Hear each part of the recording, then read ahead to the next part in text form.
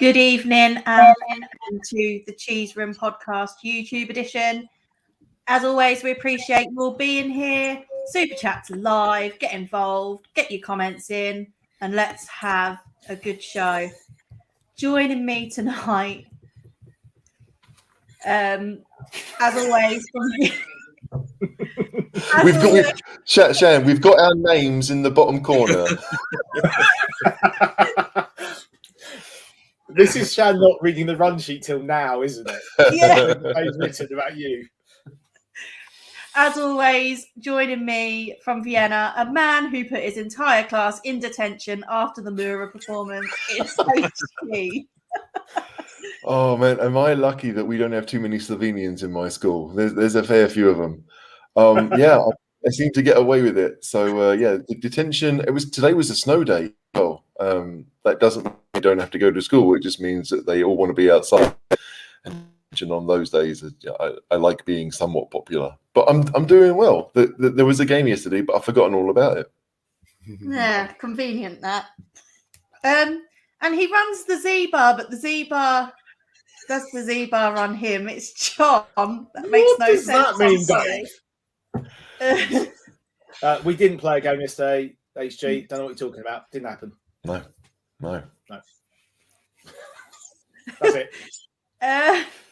Making a welcome cheese room return, it's Brad. Hi, Brad. How are you? Hiya, Shan. I just have to say that I'm coming off of a cold this week. So if I sound a bit croaky or do the occasional cough or blow my nose, that's the reason why. I also haven't had any food in 4 hours, so I might be sneaking a bite to eat every now and again as well. So knock yourself out, honestly. I've got snacks galore over here. I've also got beer as well because it's a Friday night, so you know. Of course. What's your poison? Just going to say hello to people in the comments. Sorry, HD. What do you want to say? He was yelling at the TV last night so hard that that's why it's so deep. He was just like screaming that the voice was gone. He's like, I had a cough. Mm-hmm. We know what you were doing. Okay, you keep it. Sorry. You keep cutting out. Yeah, you got it, mate. Sam, one of our channel members, good evening to you. Matty Hayes is in the house. Hello, Matty. Matty Hayes, how you doing? Cody Mack, also. Beardless Cody Mack. Dave's actually trying to justify his intro, Ron. I don't know how. Chris in the comments, hello, and Craig. So we've got all the usuals in. And Adzi, Tottenham Hotspur, what a football club. Where do we begin? I'm going to tell you where we're going to begin because I have it written in front of me.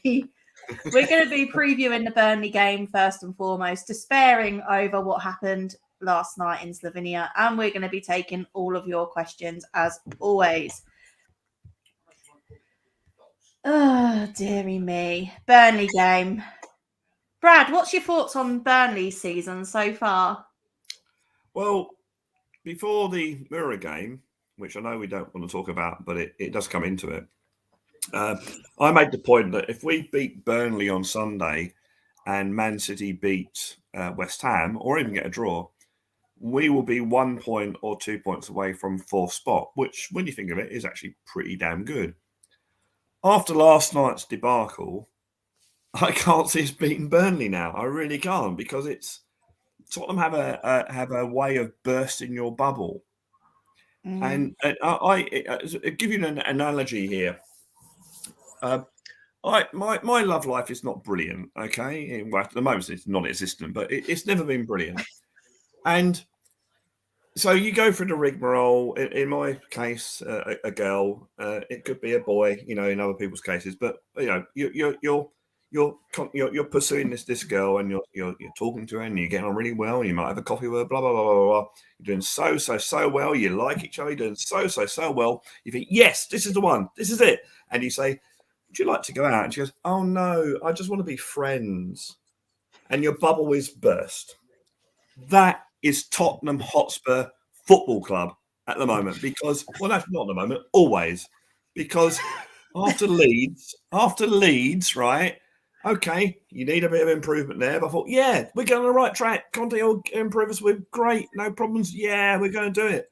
And then we saw that rubbish last night, and you think, and then suddenly your bubbles burst again, and you think, oh, how are we going to beat Burnley? I'm sorry, that's how I feel at the moment. So, And your thoughts on Burnley's season? oh, sorry, yeah. Well, to be fair, yeah. Well, they've only won one game, which is always bad when you're playing Tottenham. You know, Dr. Tottenham. They've drawn a lot, and they're down at the bottom. So they're a team that we should, in all honesty, beat. But they're not. They'll be a difficult team. Sean Dyche does a good job with the team he's got, and we're playing at Burnley. So it'll be difficult. It'll be really, really difficult. Before Moura, I'd have thought, yeah, we could probably get a win, no problems. But after Moura, I think, oh, I'm not so sure now. So it's the same old Tottenham thing, and I hate that. I hate saying same old Tottenham. I hate Spursy. I hate all of that. But unfortunately, that's what we're stuck with at the moment. And don't get me wrong, Conte is the best thing that's happened to Tottenham for a long, long time. But you've got to get him got to give him the resources. You got what he wants. You've got to give him, and that'll be the thing in January. I'm sure we'll talk about this later in January. Whether we will give what he wants, because this is it. This is the last. This is it. This is our last chance at doing something good. I really believe that. And that's sad for me as a Tottenham supporter of a million years, So, as Phil says, a story's going to be good when it starts with my love life. Actually, it's a disaster. We also have Caller in the comments. Please forgive anything Caller says. He has had one or two few more shandies than he should have done. So, apologies. For anything he says, we are not responsible for his actions. HG, given their setup, is it a miracle that Burnley have stayed up as long as they have? Can I somehow combine this with my love life story? Is it a miracle? The wife you have, HG. Yeah, quite. It's something about miracle things staying up. I don't want to go there, but if like Burnley are Burnley, right? I mean, to me, the shock is that they finished 7th one year and they got into Europe. That is the thing that it's looking in a good way. I mean, for them to do that is incredible, because they've never been able to go out and spend a lot of money on players. They've always been looking in the Championship, or looking at youth big clubs and giving them a chance to play in the Premier League. I mean, Michael Keane was there, Ben Mee, Kieran Trippier, a number of times over the years. Sean Dyche is very good at one particular thing, basically keeping it tight and set pieces. You're not going to see any kind of football from. You're not really. I mean, again, that's not to denigrate them. They are a very good team at what they do. Just that what they do is a bit more old school, and I'm sure Sean Dyche would admit that himself. But for them to be in the Premier League for many seasons in a row now, but for a number of years in a row, probably 5 or 6. It's a fantastic for them. There are kids growing up today that are going to think that Burnley are a Premier League club and an established one, probably in the same way that I thought Coventry were when I was a kid. And now look at them. I mean, the two clubs probably are of equal size, really, when it comes to fan base and everything. So for them to be doing what they're doing, and we to them. I think John mentioned it before the show that they're the kings of the draw right now. They're tough to beat. They went to Chelsea and got a point. Not many teams will do that. So I have to give them credit for who they are. But I agree a little bit with Brad. You look at them and you think that a club like Spurs need to be going there, not just thinking that we're going to actually believing that they're going to go and prove it again. And that's always been the issue with Spurs. It's more of a mental thing. But our record at Burnley is half decent. We beat them in the League Cup. We can do it again. You forget yesterday, like the rest of us already. Absolutely. John, does old Gravel Voice get the respect he deserves? I don't think he does. I think he's actually a very good coach. As HG said, they're punching above their weight in many ways. I've got to try not to offend the Burnley fans here. They remind me a little bit of Wimbledon of the 80s, in that they are You know, they are a very physical team. Obviously, football as a whole has moved on. So you're never going to get a Wimbledon because, you know, elbows and all that malarkey isn't going to happen. But they are the physical team. They do so well. They play football as well. I think they are unfairly tarnished that they're just a long ball team because they do play some very good football at times. But they've got a system that works. They've got Wood. I know Barnes is out, thankfully, because he's a hard player to play against. Who else have they got? Vidra. Who's the other? They got a 4th striker. I can't remember who he is. I mean, they've got the guy, the French guy Cornet, who scored a lot of goals recently. He's not a striker. Brilliant goal, didn't he? Again, the 3-0. Yeah. HG, check your headphones. You'll get a bit crackly still. Cornet scored a brilliant goal against Palace. But yeah, Dyche is a very, very good manager. Whether he could do it somewhere else is always a tough choice, isn't it? And I think he's very settled there, and I think he's got a job for life, really. But how on earth someone keeps a team like Burnley up as long as he has it is amazing, and got them into Europe. That is just brilliant on the budget as well. Yeah, I mean, I think it's amazing that they went and signed the guy from Lyon. I mean, that guy scored, I think, in the Champions League quarter-final against Man City a couple of years ago. Like, he's no mug. He's not exactly a squad player for Lyon, but they managed to convince him to that. I mean, Burnley, they're not a fashionable team. You can imagine that he may not have even heard beforehand.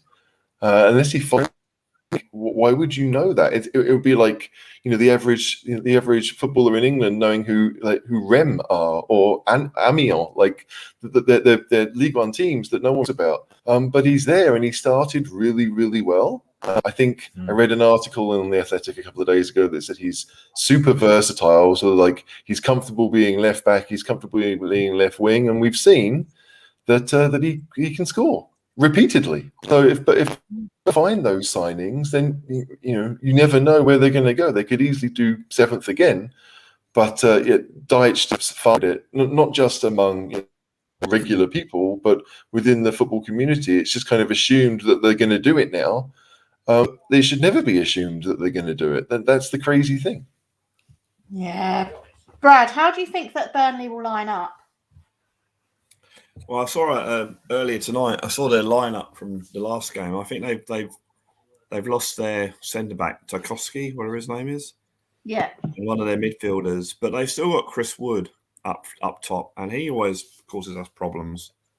So I think Burnley are one of these sort of teams. And the Wimbledon thing's quite a good analogy. They're one of these teams that always give you problems, and they'll always be in the back of your head, back of your calves and that. And we've seen it before when we went up there a few years ago on the Pochettino, when I think we were still in with a rough chance of the title, and they beat us. So this ain't going to be an easy game. Everyone's going, oh yeah, Burnley, bottom of the league, we should beat them, no problems. But this is Tottenham. This is the thing that annoys me about Tottenham is that on paper, and you don't win games on paper, I know that, but on paper, this is Tottenham should steamroller them. But we don't. And whether it's a mental thing, whether it's a physical thing, I don't know. But I think it's teams beat individuals, Brad. Right? I mean, even the team that we had. Yeah. And there's an Australian, I think it's an Australian quote that says that a champion team will always beat a team of champions, and that it's so true. And we come up against these teams that play as a team.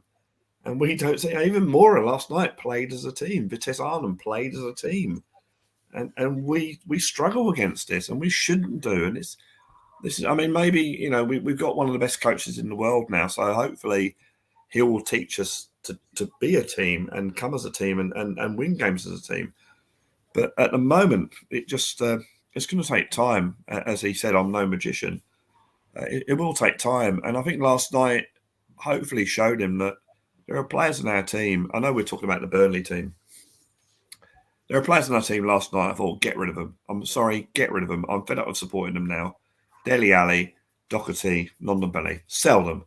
Don't care how much. Just sell them. Get them out of our club. Because that's the problem we have at the moment. Is that there are so many players that are just get there, strolling around, getting a pay packet. The team that we had out last night should have won that game in the first half hour before Session got sent off. They should have won the game. They didn't, and we had to rely on the old school coming in and almost, to be fair, almost getting a point out of it. But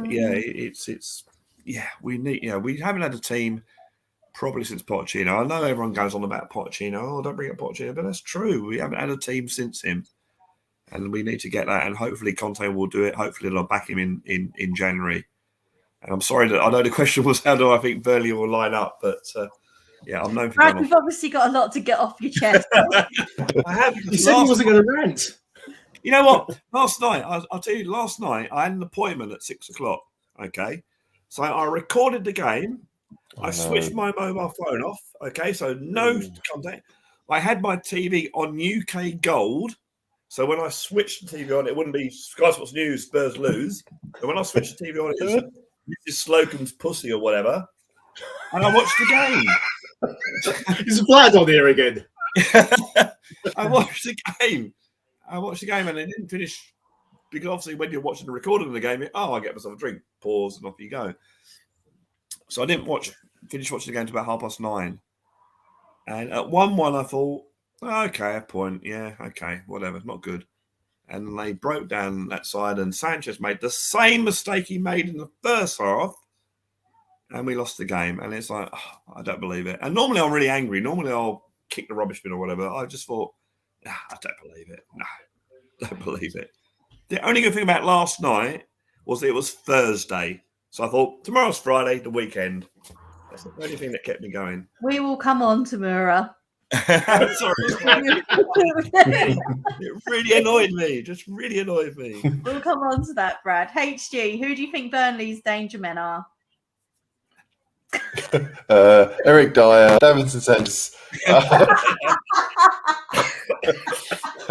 No, that's fair, especially on Dyer. That is pretty unfair. Eric Dyer's been decent. It's very unfair. But Burnley's danger men will be who they always are, because it's the same players that tend to do well against us. It is Barnes, it is Chris Wood.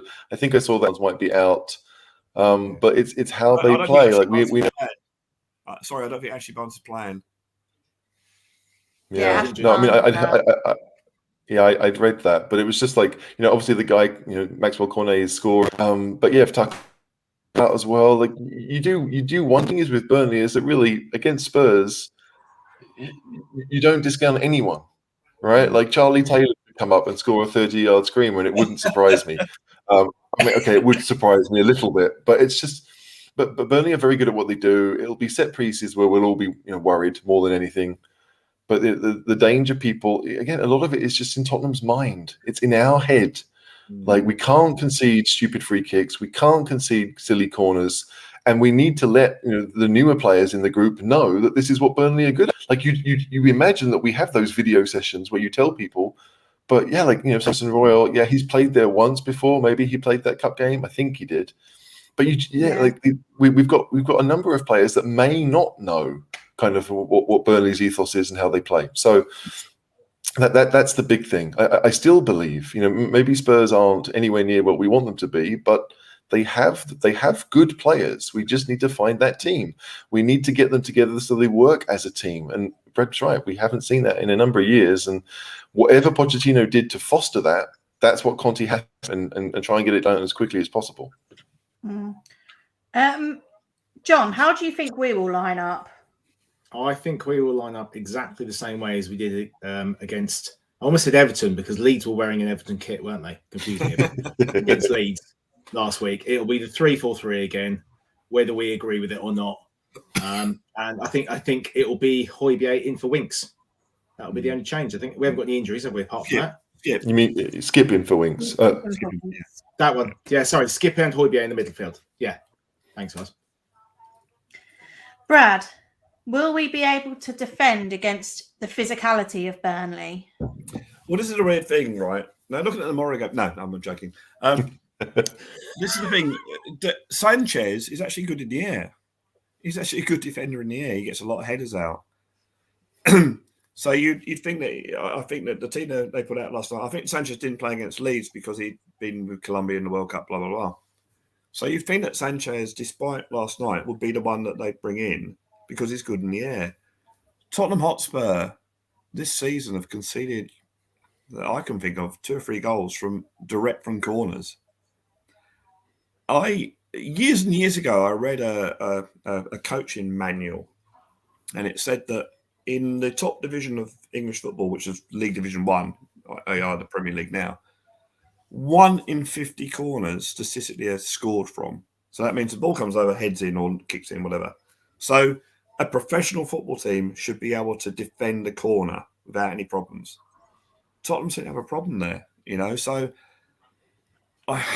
I'm hoping that Conte, being the tactical guy he is, will be able to sort that one out. But I worry every time that Burnley get a corner or a free kick. I'm going to worry, definitely going to worry, because we've struggled before this season. As I say, Sanchez is good in the air, but if he's not in the right place, it won't count for anything. So, I fear that when Tottenham defend a set piece. And Burnley are good at set pieces. They got a lot of tall players out there. They got, people that will do that will cause us problems. So yeah, that's going to be a problem on Sunday, definitely.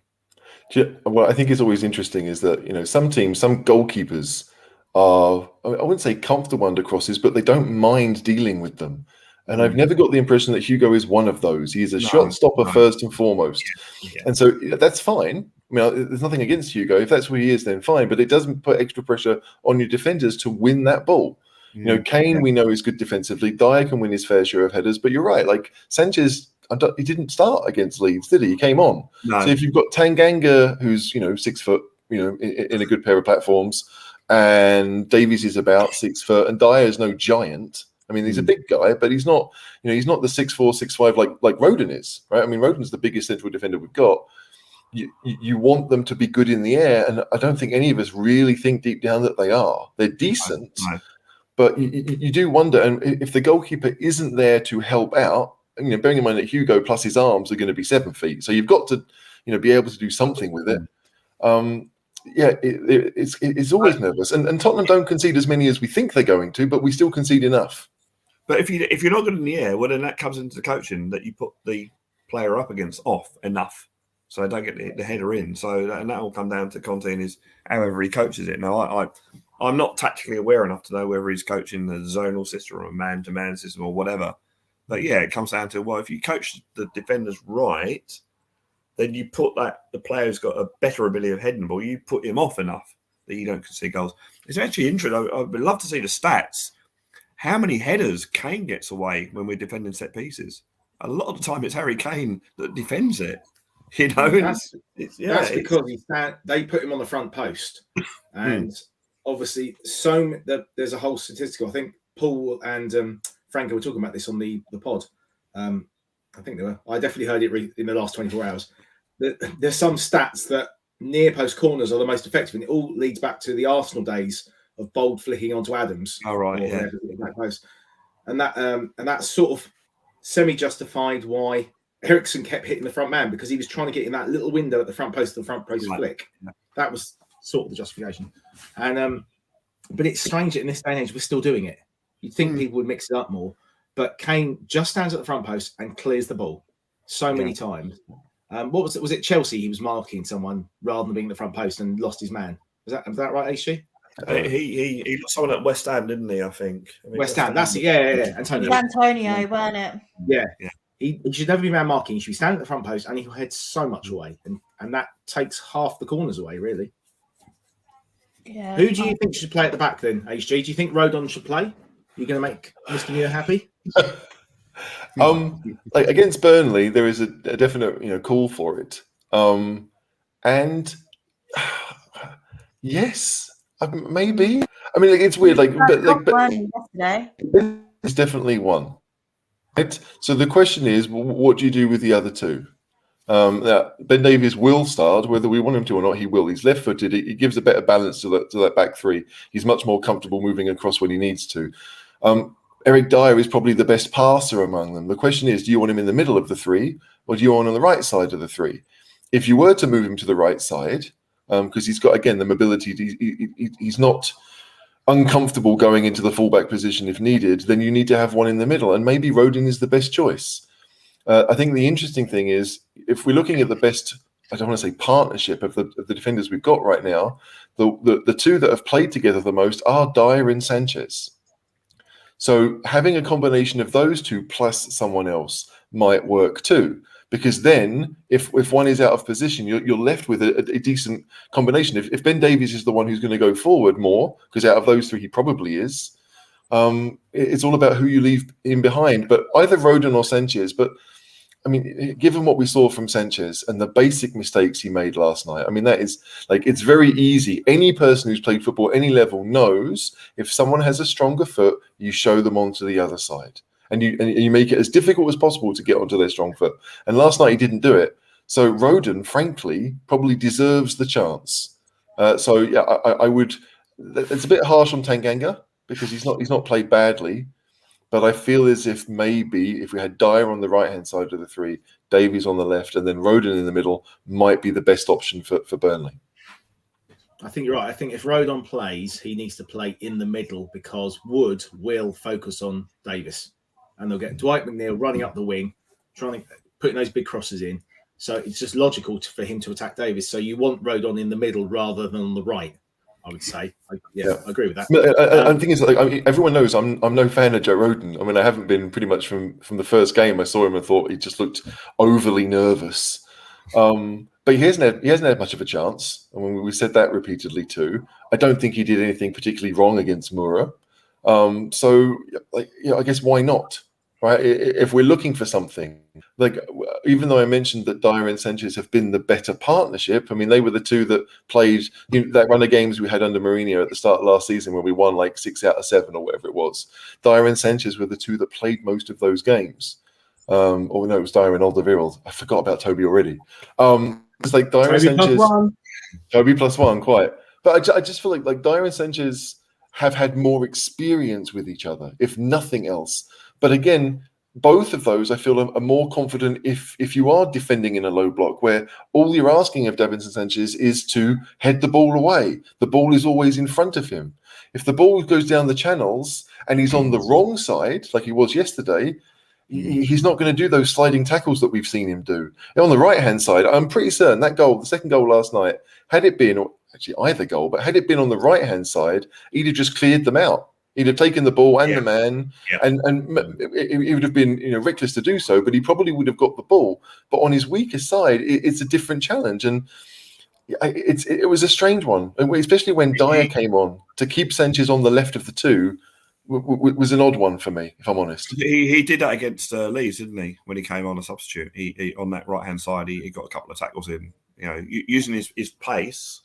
And his height, he got those tackles in, which, as you say, on the left-hand side, he can't do that. So, I think my worry with Sanchez is that clearly, you've seen it with Davis and certainly Dewey Tanganga, he wants those centre-backs on the sides to push forward and join the full-backs and even be just inside them at times. Sanchez is not... He looks awful, doesn't he, going forward? Whereas Tanganga is a bit of a headless chicken at times. He seems to have a bit more composure about him going forward until we can get the players. Obviously, Romero looks very comfortable in that right-sided centre-back role. But yeah, that's probably why he might play Tanganga ahead of him, maybe. Depends what he really thinks Burnley are going to do. He kept Tanganga on yesterday for the whole game. And to me, obviously we had to move things around after the red card, but he kept him on and he didn't need to. There were options on the bench. He didn't have to bring Højbjerg on. He could have brought on Emerson to be that right-sided attacking fullback. So I just feel that to me was a sign of confidence in Tanganga rather than I'm going to play you now because I'm going to drop you on Sunday.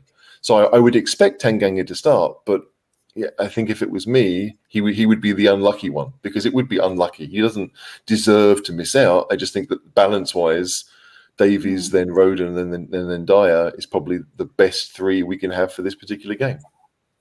So this question was in here in case we had a Burnley fan on, but I feel like it's apt to ask, who do we fear from Tottenham? Which player do we fear the most for Sunday? I'm going to let you all answer it. Who worries you the most? Who should Burnley fear the most is the question, isn't it? No, who do we fear the most from Spurs? I think she's already answered. We fear all the Spurs players. But, I mean, Spurs' attack has been woeful all season long. It's not a Conte thing. It's not a Nuno thing. It's been like for a while. I mean, the whole season, even that opening game, everyone said, we beat Man City, we beat the champions, it was a big deal, which it was, but we weren't great going. It feels that way because we've been worse since. Yeah. finding the best way, like to get the midfield to function, because it's all on the midfield. Like the amount of times I saw in the game yesterday where the balls are played up to either Brian or Lucas or even Kane for that matter, and they're running towards the ball, so they're going towards their own goal to try and win it, and those balls were being played by the centre halves. So where is the midfield? What are they doing? Like, we never had that. Even against Leeds, we didn't seem to have we had like a polo formation, a hole in the middle. That link between defence and attack didn't seem to be there. We haven't got a creative midfielder. We haven't got a ball carrying midfielder, and that was a problem that we didn't have. And if you look at the two players that scored a lot of goals and assists last season, Kane and Son, at the moment, Harry Kane is still trying to get his best form. And he's getting there. He's getting there. And Son seems to be, I don't know. Remember the Son that used to get the ball on the right hand, curl it into the top corner? He doesn't even do that this season. You don't see him want to shoot anymore. And that's every time he got the ball last night, go on, Son. He's going to get on his right foot and he can have a shot. He didn't. So whether that's a confidence thing, I don't know. But I think attack-wise, especially if you go the 3-5-2 whatever, and you got Kane and Son up top. Once Kane's back on form, once Son starts to get confidence and he's going to have those shots, then maybe the forward line will be a little bit more effective. But until that time, and then again, you're looking at January, who do we get in to be that ball carrying midfielder, be that creative player? We're going to have to be patient, unfortunately. I'm pretty certain that Shan could tell you what I think the problem with our attacking is. I'm pretty certain John could tell you what my opinion is, because I've said it all season long. But why are our attacking three not playing well, Shan? Tell us. Because they're too wide. No, they're not wide enough. They're too narrow. Oh, okay. There's not enough width. Oh, yeah. I thought it was enough. Anderson. My gosh. Brilliant. Yeah, I genuinely, like, I do not understand why we expect everything to happen from fullbacks. It's not as if Reguilon has really proven himself to be a great attacking fullback. Royal is new to the league. Last night, neither of them played. So you're asking it from players that don't do it. You know, you're getting. I mean, granted, when we went down to 10, you had Davies on the left and Tanganga on the right, and neither one of those could do it. So at some point, you look at the situation in the game and think, we need to spread the play, and we're not doing it. And to me, therefore, it becomes on Son and Lucas or whoever those players are to take those wide positions and say to Tanganga and Davies, you know what, you support me when I need you, but I'm not going to let you have those areas. And then for me to be inside, we have to spread it. We have to have runs off the ball. And we just haven't had it all season long. Our midfield has been very static and our attacking three has been very static. And that has to change. Is that because, and I'm no tactical expert, is that because at the moment our number 10, if you like, is Mora? Well, if you get a proper attacking or creative midfielder, he will drop back slightly. And that will create more space for Son and Kane. Whereas at the moment, Mora's getting the ball and running. Look, don't get me wrong, Mora against Everton Leeds was great in the second half. He caused a lot of problems by he runs and that. But unfortunately, you're not going to win. You're not going to win premierships like that, you know. So maybe if you get the creative midfielder in, he's going to set back a little bit, and that's going to create the space for Son and Kane. I don't know. Maybe I'm naive. I just feel that when you've got pacey players, and Spurs have a number of attacking midfielders that do have pace, then playing them in the middle of the pitch makes no sense. Because where are they going to find that space? Well, they have to run to the side of the pitch. They're running away from goal. The amount of times where you see Lucas, he gets the ball in that kind of central area, and if he can't run forward, he's got to go somewhere else. If he goes to the right, which is the more natural side, then he needs the fullback there. And if it's Royal, then Royal might be there. But last night it wasn't. And if he goes to the left, well, again, you need to have, like, if he and Son are crossing, which they seem to do quite a bit, then the pass has to be perfect. If it's not into someone's stride, then it's going to break down quite quickly. And we saw, I mean, when Dele was on the pitch, they did that too. The amount of times where they tried to make those intricate moves and the ball is half a yard off, so they have to stop and try and control it before they can then move it. The move breaks down because of what we're trying to do. Rather than, it doesn't even have to be the defenders. They can just say, right, you make your crossing runs, and if your passing isn't good enough, we will win the ball. And that's what's happened. And it's not just Moura that did it. Every team has done that against us. We saw in the Leeds game last week, they played with their, was it a 4-1-4-1 pretty much? And so they had width. And so if you've got the fullbacks and then Jack Harrison on side, and I forget who's on the other, Stuart Dallas maybe. No, Dan James was on the other side. So you've got two wide players up against your one. Because if Son and Lucas aren't moving out there to support the fullback or the wing backs, then you get an overlap. And the overload that we're trying to create is in the middle of the pitch where most of their players are. It just seems that it doesn't make any sense to me, right? Well, I guess the thing is that we've got one of the world's best coaches now who's done there, so he must be looking at this and seeing this. So you would expect that he would be able to sort that out, and if he gets backed in January, bring the players in that will add to that. So I guess what I'm trying to say is that, I said this last week. I'm looking at this is literally a really long pre-season for next season. Yeah, that's why I look at it. Yeah, I want us to win a cup. I want us to get fourth. But at the moment, Conte's been there 3 weeks. He's obviously got the reputation. He's obviously been there and done it. He's finding out his players and what they can do and what they can't do. If he gets the backing, and this is so important, if he gets the backing in January and then again in the summer, gets the players in he wants, then hopefully what we've all been talking about, what you've been talking about, he'll sort that out and we will be a much better tactical team. And at the moment, I have to trust him. I have to try with Nuno, bless him, was out of his depth. Mourinho was gone. I thought he was gone at Man United. Mm-hmm. So we've now got a coach that's in his prime, that's been in the Premiership, knows what he's doing. Hopefully, he'll get the backing he needs, and then hopefully all this tactical stuff he will sort out. So it's football fans are notoriously impatient, myself included. But unfortunately, I think we have to be at the moment, and just hope that we've got a good enough team there that will get enough points, especially with the run of games we've got, so that when they're at the end, when they're at transfer window, so hang on a minute, we're 1 point, 2 point off top 4. You back me, and I'll take you to whatever you want. And that's what I'm hoping for. That this season, and I don't like writing off seasons, but this season is almost like a pre-season for next season. That's the way I'm looking at it. Like in some ways, it feels a bit like Pochettino's first season. Where like we didn't really know what he was trying to do in those first few games. It felt a bit like, what is this? This is not necessarily a positive. And we all know that Kane's free kick, I think it's been overblown over time, but that saved his job. Yeah. But like with Conte, you look at the team he had at Chelsea and the team he had at Inter, right? They're the two teams that won things. One was a 3-4-3, the other was a 3-5-2. And you can look at how they played. And we've said on previous shows that I've said that I thought 3-5-2 was the best thing for what we had. I think he disagrees with that and thinks 3-4-3 is. To me, it's because in a 3-5-2, you need to have 2 box-to-box midfielders with a goal threat.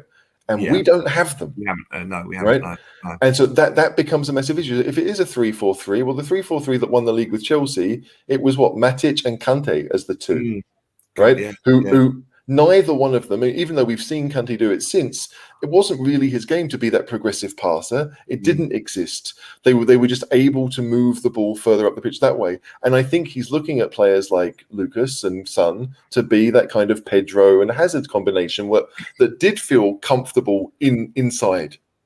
I just feel that like both of those players were maybe a bit smarter than Son and Lucas, like certainly on the ball. Whereas Son and Lucas tend to use more their physical attributes. Like Pedro was never the quickest. He was no slouch, but you never looked at him and thought that guy pace is his main thing. And at Lucas, you do feel that. So it's a quick, like you've got to find a way of figuring out if we're able to go and get a couple of real box to box central midfielders, because Lo Celso in theory could become one of those, but Dombele's not going to do it now. I think that's clear. Even though he probably has the ability, he's not going to do that. So if we get those box-to-box midfielders, then we may go 3-5-2 because we all know Son and Kane are a fantastic partnership that could work together. But that midfield, and we've said it for a number of years now, that midfield just doesn't have a balance to it. It's either not strong enough or it's not creative enough. And you're creating other issues on the pitch to try and deal with the fact that your midfield is not good enough. Like we talked about playing a back three before Conte came in because we thought it would help strengthen the midfield. Conte's going to play with a back three, whether we like it or not. That's going to stay. So we have to then figure out, well, what can we do? What moves can we make with the players that we have or the money that we have to get that type of player in? Maybe it is going to be a more box-to-box midfielder. Maybe it is going to be a creative player. When Eriksen went to Inter, it felt as if he became more of a Pirlo towards the end of it, the kind of the creative one from deep, which he played for Spurs during his final good season with us more. So we're stuck between two. Like if we're going to play one, then great, but we also want results. And like I don't want to basically say, well, the Europa Conference League means nothing to me. I don't mind losing in that competition because next season we're going to be good. I want to be good now. No. Don't get me wrong. I know you weren't saying that, but there are plenty that do that kind of feel that we just need to focus on getting ready for next year. I want to win games too. Yeah, win everything. Whenever we can. I mean, let's face it, the Europa League, Europa Conference, Champions League, as someone calls it, is a competition, despite last night, it's a competition we can win. Yeah. We're good enough to win it. We're in the quarterfinal of the League Cup at home against West Ham, which is a game that we can win. Man City, you win it every year out. All right, yeah, you've got your Liverpools and that in it still. But hey, we can win that as well. And I think Conte would want to win that because you got to bring this winning mentality. And I think he'll want to set a marker down by winning that. So yeah. So don't get me wrong, I'm thinking of this is a pre-season for next season, but I still think, you've got to go in these competitions and try and win them. Because if you look at it one way, that is a psychological way of preparing you for next season anyway, installing that winning mentality. It'd be great if we start next season, no matter what people say about this Europa Conference League, if we start next season being the holders of the Europa Conference League, that's winning mentality. They've got that under their belt. And people will say what they like about the actual cup. It's like, well, we were in it, we won it. What's your problem? So admittedly now it's on a knife edge, but we can still do it. Cool. Right. Spurs v Burnley memories. What are your favourite ones? Because we're still talking about the Burnley game here. Guys. Favourite Burnley. I'll start. Go on. It's got to be the Sonny's goal against them at home. The Puskas Award goal. That's got to be my favourite. There aren't really that many, are there? They're not the most memorable games, are they, against Burnley? Definitely not. Brad, you? Okay, I can think of three, unbelievably. You might want to share one with John and me. Obviously, the Son goal, that is the best goal I've ever seen live. I was at the stadium, and when he got the ball, when he got to the stage where he might score, I'm thinking, oh, don't miss it, because this will be the best goal ever, and he scored it. And then meeting my mate Steve in the bar afterwards, he goes, yeah, I think you could have finished it a little bit better.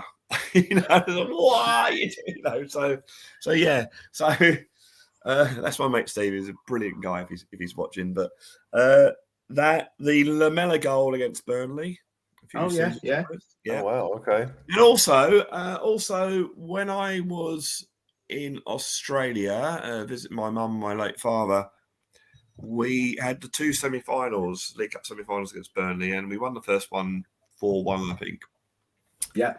In the second one, we played the reserve goalkeeper, and this is my last day. I was flying out that day, which is always sad. When you leave your mum and dad, you're flying out. It's you say, and we're watching the game. Me and my dad are watching the game, and so we're 3-0 down. It's level going into extra time, and I'm thinking, "You've ruined my holiday, Tottenham. Typical, you ruined my holiday."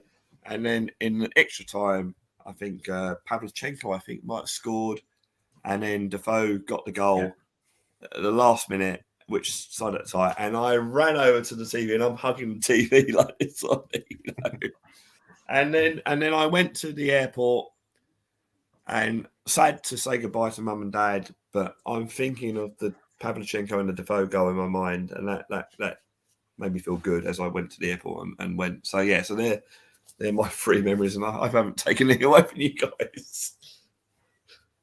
No, you have. Can we put Matt Hayes' comment up, Shan? Yeah, the one about me googling. Yeah. Not true, Matt. It's not true. I am the one writing the comments from the Cheese Room podcast in the thing. That's what was going on. But the Pavlyuchenko was the first one that came to my mind. I'd forgotten about Shan. I'd forgotten about Lamella, obviously. Obviously, you forgot about Lamella. I could see gritty teeth there. Something positive about Lamella. You're such a big Lamella fan, HD. It should be easy to remember because it was the only thing he did good for the first 4 seasons. The Pavlyuchenko goal, absolutely. I mean, we deserved to go out that night. We were horrific. We were absolutely horrific. But for the away goals, we would have. Yeah, the fact that there wasn't away goals. Yeah, that's the crazy thing. Yeah, we would have. So yes, that Pavlyuchenko goal, it's always nice to sneak one, but that was a brilliant goal. It was a good move as well. When you saw it go, it was like, okay, that's the Spurs. It's one of those moments where you think, why have you spent 90 minutes not doing that when you are clearly capable of it? But that's my Burnley moment, absolutely. John? I guess probably Robbie Keane scoring 4 goals against at the Lane. Oh, It's yeah. probably gonna be it, isn't it? Yeah. There haven't been many highlights. Kane scored a hat-trick at Turf Moor. But yeah, I can't really think of much else. Normally I can think of 5 or 6. Well, the Turf Moor game that Kane scored a hat-trick, that came after the 4-1 defeat at Man City. So that was a good win to get. It just put us back on track. Yeah. And it was Hopefully that happens again this week. Well, hopefully, yeah. Yeah. Trivia time. Guys, join in the comments. Name players that have played for both Burnley and Tottenham. Oh, Ralph Coates. Oh, that was one of mine, Brad. That's the first one. If you get him Aaron in, you Lennon. get an extra point. Oh, Aaron Lennon, yeah. Paul Gascoigne. Yeah. Yes, he did. Yeah. Mitchell Thomas. Oh, wow. That's a good one. That's a good one. Someone Googling. Chrissy Waddle? Yeah. Yes, he did. Yeah. Did Tony Parks play there? Yeah.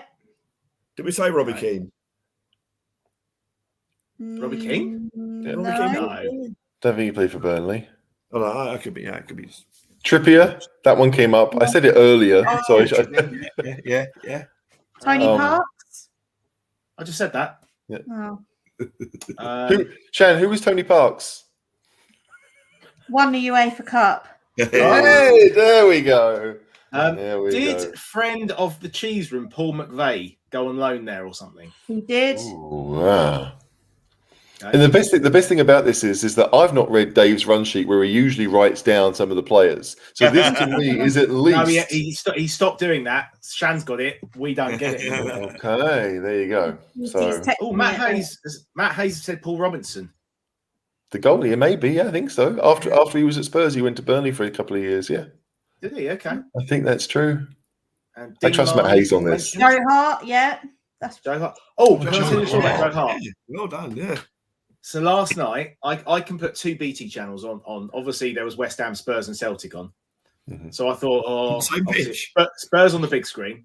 I was like, what do I put on the other ones? West Ham. I'll put that on.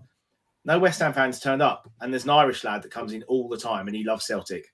So he came in with his mate. Right, Celtic straight on. I thought if West Ham fans turn up, tough poo. And every time Joe Hart made a save, I'm not going to do an Irish accent. I don't want to offend Matty or anyone, but he's like, Joseph Hart, we love you. Every time he got so overexcited as if he was the best signing they've ever made. And I thought, who is this goalkeeper? That was it. There you go. No, I want the accent. But no, like Joseph Hart. Joseph Hart. You know his first name is Charles, don't you? Is it? Yeah, I think it is Charles. Charles. Yeah. Charles Joseph Hart. Something Hart, I think. Charlie Hart, what a player. But Charlie Hart, brilliant goalie. Charlie Brilliant. Hart. Wow, yeah. Right, come on then, give me your score predictions, and then we can all talk about what you really want to talk about, which is Mura. I want to talk about Brad's love life. No, sorry, Mura. Yeah, it'll take about 5 minutes, so yeah. Right, Brad, what do you think the score will be? Okay. I can't go against what I predicted earlier. I'm going to go for 1-1. Everyone seems to think that we'll hopefully we'll get a reaction after last night, but we win on Sunday. Man City beat West Ham. We're 1 point from top 4, which is great. But as soon as you start lose, as soon as you start thinking that, it's like it's like the uncertainty principle. You know, as soon as you can't, if you, I'm not even going to go into science, but all Schrodinger's cat. No, as soon as you start thinking that we win on Sunday, yeah, we're top 4, 1 point from top 4. As soon as you start thinking that, it ain't going to happen. So I'm going for 1-1, and I'm sorry if that seems negative. But after last night, I can't say any more than that, really. That was really depressing. HG? I'm sorry. On the upside, I think we got a great coach, and I think we'll eventually get it right. But it's going to take time. And I am as excited about Tottenham Hotspur as I have been for a long, long time when we signed Conte as our coach. So yeah, last night horrible dip, but I think eventually it'll come good. Okay, so a few weeks ago on our little Patreon group, we've got our prediction league that goes on, and I'm not very good at it. Right, I'm really not very good at it. I'm bottom, maybe even close to relegation right now. But I wrote that what I should do is just pick 2-1 home wins every single game, because that's the result that comes through the most. And then if I just went 2-1 all the time, I'd have got 5 points last night because Mura beat us 2-1. So I'm starting to think that maybe there's something in this. If I'm really bad at doing it, and I pin 2-1 comes through, then if I say Burnley 2, Spurs 1, we might come out and win it. So on that note, no, I think Spurs will win 2-0. I've just counted actually. You are basically mid-table, but half the people below you have only been doing it a few weeks or left. Yeah, exactly. I'm not quite. I am towards the lower end, but like I genuinely will. I'm going to go 2-1 in that competition. I will go 2-1 home wins for the rest of the year. Right? Even if it's Watford. I mean, like the worst team against the best team. No. I'm going to stick with my 2-1 and just see where it gets me because, yeah. But no, I can't believe we'll be as bad again. We weren't great against Leeds, but Leeds weren't that great against us. They were a better team than us, but we had the quality in the end. I'd like to think that we'd have the quality in the end for Burnley, so I'm going to say we'll win that one 2-0.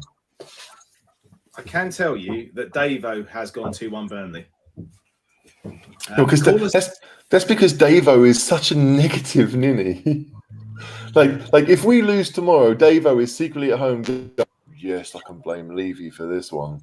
You know he's going to. So, unsurprisingly, Caller hasn't done his prediction. I can't think why. I haven't done mine yet either. I've been busy. I know. I just saw. I predicted 1-0 Spurs. I'm normally quite negative, but I've just thought that we can do it. We can match the 1-0 we did earlier in the season. I'm hoping.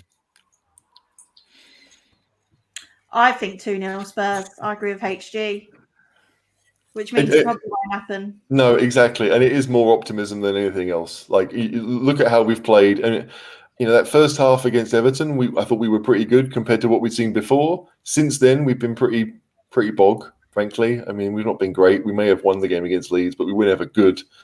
So yeah, there's not much really to kind of prove to believe in that. But I want to say that Spurs will be Spurs and somehow get a victory that we probably don't deserve. This is a good point. Haven't conceded a Premier League goal under Conte yet.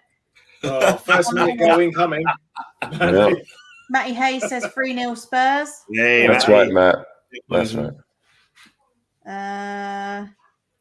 King Hoddle says 8-1 to Burnley. Kerry says 3-1. I'm sure King Hoddle put another prediction up. Is that 3-1 Tottenham or 3-1 Burnley? I think 3-1 to Spurs. That would be their Spurs, yeah. 3-0 Burnley. God. Like true move Spurs, 3-0 Burnley. I love it. 9:52. Could well be. Well, be a clean sheet. So 2-1, 5-0 Burnley. Whoever that guy is. I think Devin Lindsay doesn't support Spurs based on the comments that we've seen so far. Right. But to be fair, for a guy who doesn't support Spurs, his spelling isn't that bad. Better than normal. And So- you're frozen. Oh, okay. Oh dear. You're Right. back now. Oh, King Holden okay. did say, This is out there. 2-1 Spurs. Marie heading a last-minute winner from a corner. Oh, I hope you're right, Parav. I hope you're right. That'd be brilliant. Scenes. Right. Okay. Come on then. Conte's quotes in his press conference. Let's discuss it. Brad, I know you want to get it off your chest, so we'll start with you. And I'm going to leave HG till last so we can build up inside him all over again. All right. For a start, he was almost shaking in his press conference, like he is really angry. Now, he said that he didn't talk to the team, so we've got to take that as read. To me, he said what every Spurs fan has been saying, that this team's not good enough and we need to change it. And I thought that, I mean, that was, in a way, it was almost like an optimistic point of the game, that you suddenly got the realisation that, yeah, things aren't right. He's got a lot of work to do, and he realises it.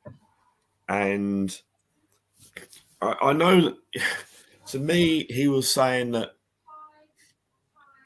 he in an interview he gave with Gazzetto last week, he said that Conte, he turned Tottenham down in June because he wasn't ready.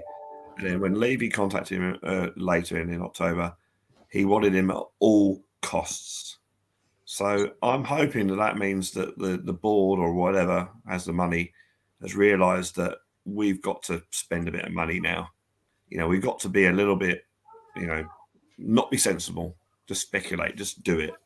And I think last night, although not a message to the board, it was sort of saying, hey, if we want to do stuff, we've got to make changes. And if it takes money to do that, we've got to spend the money. And that's what I thought. That's what I got from. That's why I'm sort of reasonably optimistic.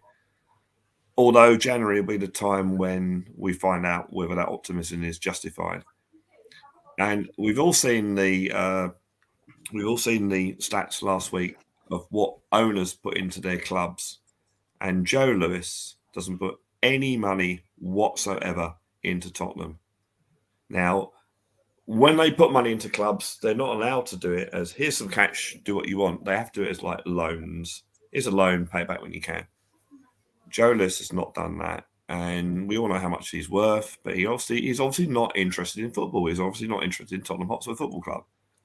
And I think that last night, I think Conte, to me anyway, what I got out of it was saying what we've all said for year after year after year, that we need to invest some money into this club to get where we want to go. Because at the moment, the team we have aren't good enough. And I think last night he suddenly realised that, hey, we're miles away from the teams above us, which we are. And this has been going on since the Champions League season, because the Champions League season, yeah, it's great we got to the final, brilliant, but we rode our luck. And in the league that season, we were rubbish. That team was starting to die then. And that team, after the Champions League final, that team died and you had to replace it. Paratici went on a painful rebuild before the Champions League final. It hasn't happened. And I think this is the last chance saloon now. This is when we have to be brave and spend the money. Rich people all over the world spend money they haven't got. You know, look at frigging Donald Trump. He went bankrupt 6 times. You telling me he can't afford a decent meal? Of course not. So we have to be brave. We have to do this. And I've got to a stage now where this, I think, is our last chance. This is our last, certainly in my lifetime anyway, this is our last chance of having a shot at doing something good. We've got the best manager in the world, or one of the best managers in the world. We got, from what we're led to believe, a decent director of football. If Levy stays out the football side, then hopefully we'll be fine. So that's what I got from last night's press conference. It was a reality check. And I'm hoping that now he sees people like Doherty, Dele, London Belly, and says, we have to get rid of these players. We have to get money in. even if it's not what we pay for them, get some sort of money in, and let's rebuild this team. And as I said earlier about the pre-season for next season, just get it going, because Conte will walk. He will walk. If he doesn't get backed in January, if he doesn't get backed in summer, he will walk, and which I think is a good thing. It's almost like a win-win for us, because the reaction, if this fails under Conte, the reaction from the supporters, we all saw the Levy out chance at the Man United game. If Conte fails, then that's it. It's going to be pitchforks and torches. And I don't think that the owners can come back after that. I really don't. And yeah, so that's what I got out of that. It's a lot, I must admit, from one football match against a pub team, but that's what I got out of last night's press conference, that he was saying, hey, we're not anywhere near good as we should be, and we need to really change this, and you guys have got to help me. That's what I got out of it. Okay, HG, I am going to come to you next, because I know that you don't quite think the same. And Conte, Gov here with a good comment. Conte isn't sending messages to the board via the press after 3 weeks. It's to the fans to let them know he knows there's a big issue. The board already know, as we saw in Daniel Levy's financial statement, he knows that it's not been good enough. The board will spend, HG. Yeah, I mean, I don't know if the comments. Well, I've seen a lot of comments from Cody Mack in our comments about the comments. Oh, I've got lots of comments about the things that Antonio Conte said, but I'm not sure he means what was said last night after the game. I think he means the things that were said today. Was the press conference for the Burnley game today? I haven't seen it. Yeah, no, I think he might mean those comments. I saw some comments today that I hadn't read. Or maybe it's from the interview we gave in the Gazzetto. I'm not really sure where it's from. But the one that stood out to me, which is what we talked about in our little WhatsApp group earlier, was the idea that our players aren't competitive and they don't have the desire. I don't have the actual quote because I'm not going to scroll through the WhatsApp chat to get to it. But it was along those lines that our players aren't showing the competitiveness needed to get where we want to be, which to me is incredible. Like a professional footballer who's got to the level that Spurs are, or let's say Spurs were when we signed them, is somehow decided that that's it. I've got a cushy life here. I don't need to work. I'm not going to win trophies. And that I found amazing that, like, to say that publicly. I don't know if Shan's scrolling to find this quote, but I just found it incredible that Conte would come out and say those things. We may agree with him that a lot of the players aren't really showing any desire to win football games. To actually the personal pride of saying that I am better than the person I'm playing against. That to work as a team. If that's not there, then there are serious issues. And it's not just like, I mean, I'm not sure Conte can change that, right? And so, if they go on, sorry, Shan. So the quote, I tweeted it. The quote is, "For sure, we need players with the right mentality and with the quality. Players that deserve to play for Tottenham and aspire to be competitive, to fight for this shirt and to win something." That's the quote. Like this is it. Aspiring to be competitive. Like, I know me as a person. I'm not a competitive person. I play football for a laugh. I don't really care who wins. It's fun to run around with your mates and kick a ball once in a while. If they have that attitude as professional footballers, then we are in serious problems. Like, you want people that this winner's mentality. I mean, no one really knows what that means until someone wins, right? But the idea that our players don't want to win everything, like Antonio Conte, he kicks every ball, like he's still the midfield player that he was. You can imagine that if he's playing Scrabble against his grandma, who's like 99, he wants to win that too. There's something, it's an innate desire. Lots of people have said that about our players, that we don't. Dombele is the perfect example because of how he runs, but there's this idea that our players are kind of they've been too comfortable for a while and they don't really care, right? If they went to a bigger club, they might earn a bit more money, but not much more, right? Is it really worth the hassle? I'm set for life financially. I don't really care. If that's their attitude, then Spurs have been the kind of the mug club to allow that to happen. But it is a really, really strange one, because I do think that there are players in our team who do care about winning, but if it's not enough and we've talked before about there not being enough leaders in the team, then it doesn't matter what you change, really, if the desire isn't there. If we've all become flat track bullies, or we sing when we're winning, we play well when everything is going good, but if it's not, we just retreat into our shells. Then Conte is a massive, massive job, more than he would have expected. Because I don't think, if you're a manager of a quality time, which Conte has been for a very long time, you don't think that you need to motivate your players to do certain things, to be competitive. And yet, clearly, from that quote, he does need to do that, and that's just insane to me. Well, put it this way, last night the players didn't really convince me that they want to win stuff and want to be competitive, and that's that's to me what Conte was saying is what every fan who watches all Spurs games is thinking, so and it's these players prove it. If you want to play for the club, play for the badge, whatever, you prove it. Yeah, if you don't want to play games in Slovenia on a cold, almost winter's night, then go out and win the game in the first 30 minutes. Exactly. So then you can sit down, right? But it does feel as if everyone's kind of like, oh, we'll get there at some point. And the Leeds game we did, but only after we had a big rocket at half time. The rocket at half time didn't have the desired effect because we were down to 10. That's what's annoying about it. The ball went to Brian Hill, and he shot, and he went miles over the bar. But I thought at least he had a go. And that's the thing about the Ryan Sessegnon foul it was naive. It was stupid. He's on the yellow card, and we all knew when he got the yellow card. I thought, he won't survive the match. And that second tackle was awful, but at least he was trying. He was trying to make a mark on the game, and it's just young that he, hasn't got that sort of, and he'll learn from that, hopefully. But at least he put an effort in.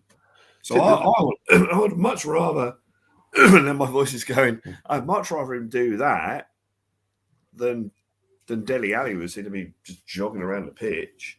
And okay, I might be wrong. Dele Alli might have been putting his whole heart and soul into it. But we can only comment on what we see on the TV screen or at the game. And that's the whole thing. That's what people and because we're supporters and we ain't going to change.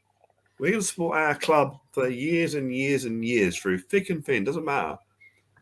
These players have got to show that same sort of motivation, and that same desire. Otherwise, it's like, well, you're not doing it. Why should I support you? Why should I pay your wages effectively? So it's. But last night, to me, they didn't show. We should have, you're right. We should have won the game in the first, before Sessegnon got sent off. We should have won that game. Just go for it. They're playing Mira, whatever they're called. We're all right. We're not the power we used to be, but we're Tottenham Hotspur Football Club. That was their biggest game in their history. We go over there. Their 10-year history. Their 10-year history. We go over there with a team that on paper, when goes on paper, I know, but on paper we should have blown them aside. We didn't, and that's the frustrating thing for fans. If we'd have put the youth team out there last night and lost, we were okay, it's a youth team.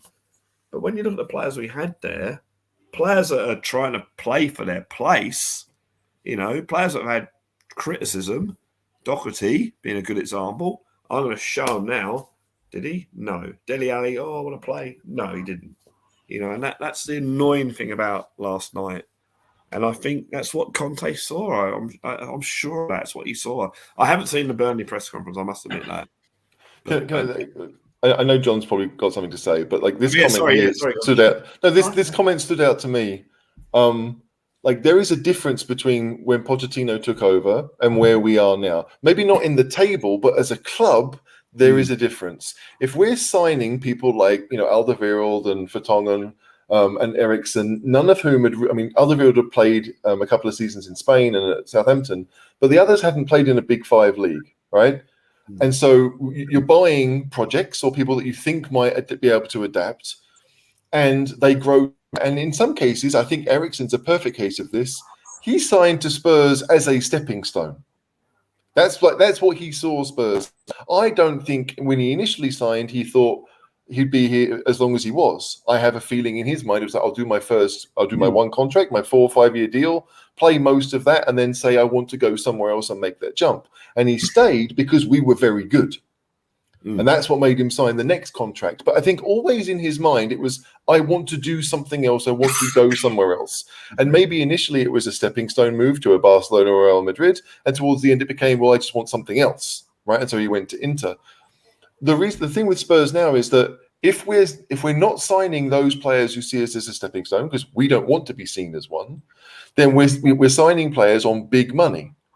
I mean, again, Dembele hadn't really proven himself. He'd been in France, but again, only a season or two at the top level, if that. So you get this idea that, where are we? If players see us as a stepping stone, then they might be motivated to prove something. And if they don't, then you have to make sure you get players that really think, that really want to win stuff, that really want to turn Spurs around. If they just see us as an easy club to play for, there's not many expectations from the owners. There's not many expectations from the fans. A lot of fans would be happy with top 4. Like, winning things is, oh, well, if we do, great. And if we don't, well, it's Spurs. They never do. So, like, at some point, you need to focus on the mentality of the player. And I don't think that we did that enough with the players that we signed a couple of years ago. And so, like, Spurs, again, you're basing it on what you want. Now, Conte has come in and says, I have expectations.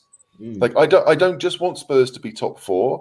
I think he wants to win every game and go and win the league. That's why he's here. Yeah, he's not here for the lower level. But if you've got players that don't feel that way and would be quite happy to have a good Premier League career, play for a team that might get into Europe every now and again, then they have to go.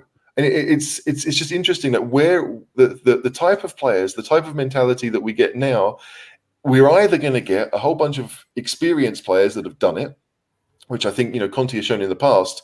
He doesn't worry about age. He worries more about what the player can do and how they are.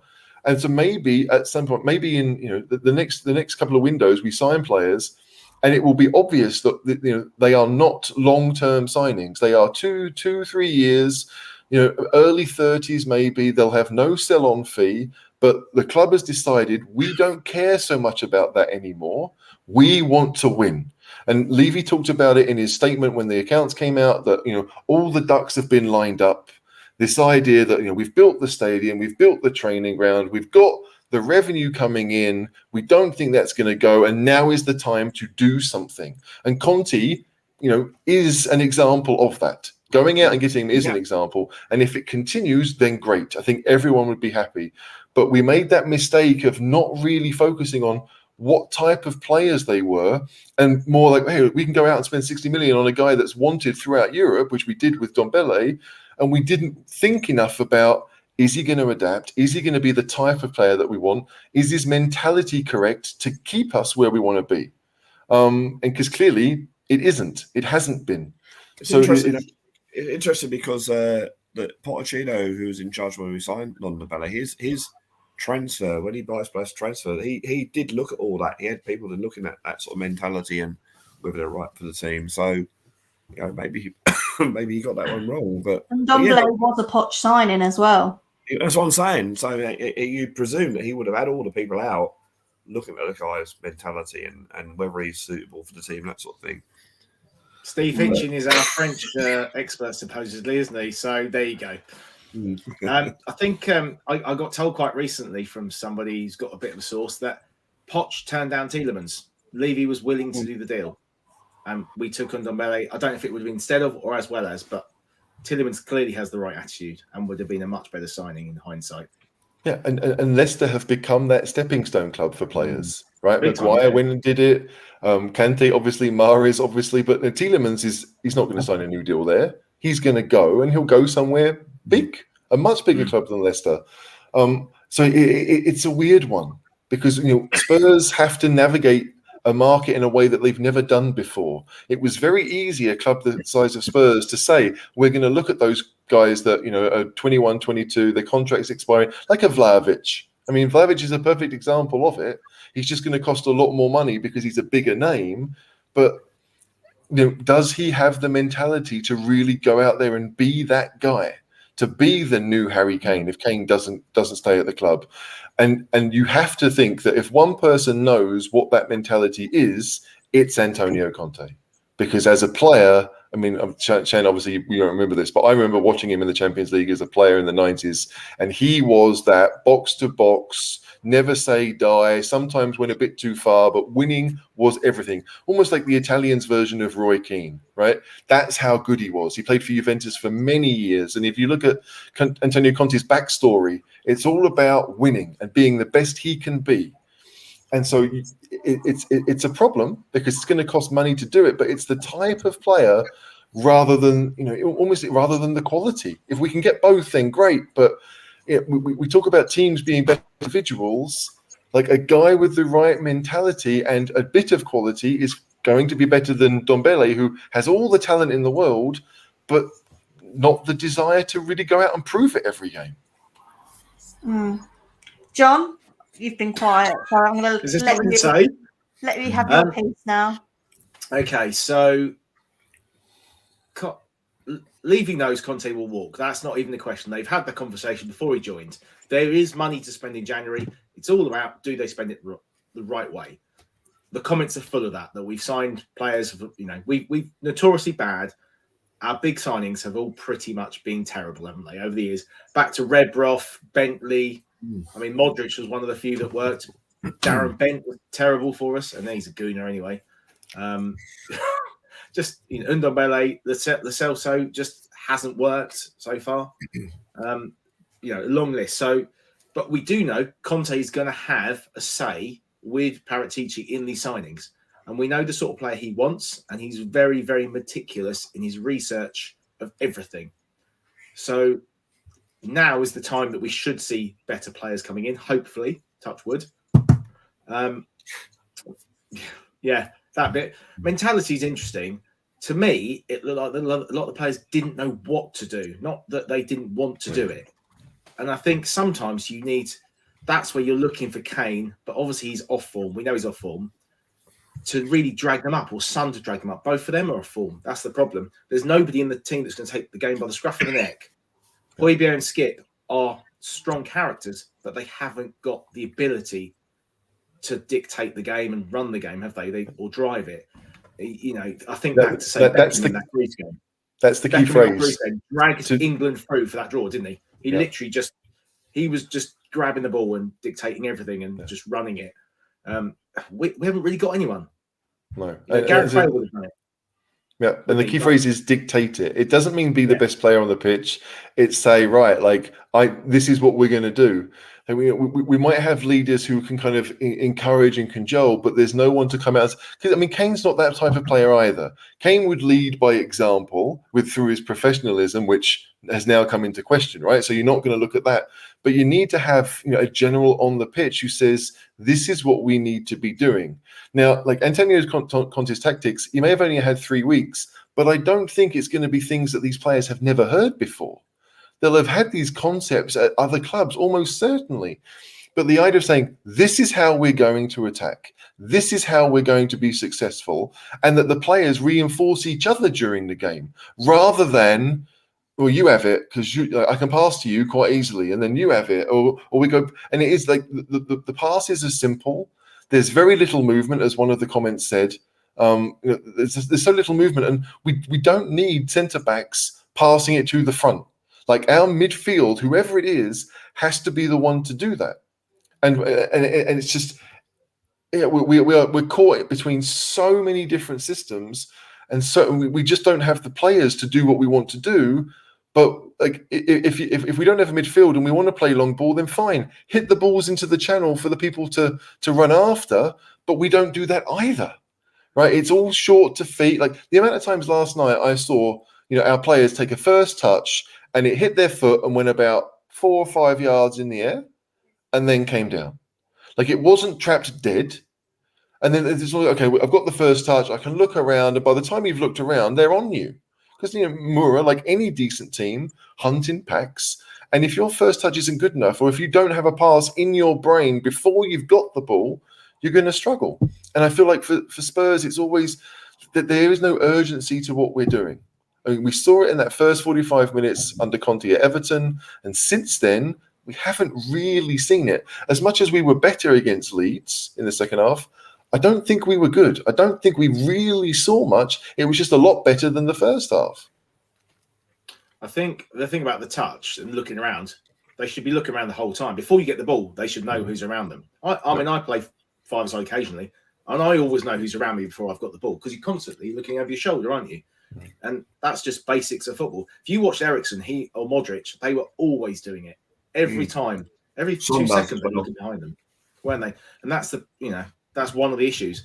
But it's going to take Conte time. At Chelsea, he had no European football. They finished 9th, didn't they, the season before he came in? He had the pre-season, no European football. They then lost 3-0 to Arsenal in the 3rd or 4th game, and that's when he switched to the back three. And they went on that very good run until we beat them and Dele scored the 2 goals. That's the trouble is he's not going to have a free midweek till February? Yeah, something like that. Potentially. And if obviously if we get knocked out on goal difference, then he might have the Conference League. That might be a blessing in disguise, because he's given that time to work with them. There's certainly positives to it, right? As much as I don't want a person, there clearly will be positives to it. Like the idea that suddenly, I mean, a lot of the midweek games we have coming up are League Ones anyway. We've only got one Conference League game, and we certainly don't want to throw the game at against West Ham in the Carling Cup or whatever it's called, Carabao Cup. So yeah, it's not good, because I remember thinking it's almost December and we've only played 12 league games. That seems crazy to me. But then in the next month we play 7 or 8.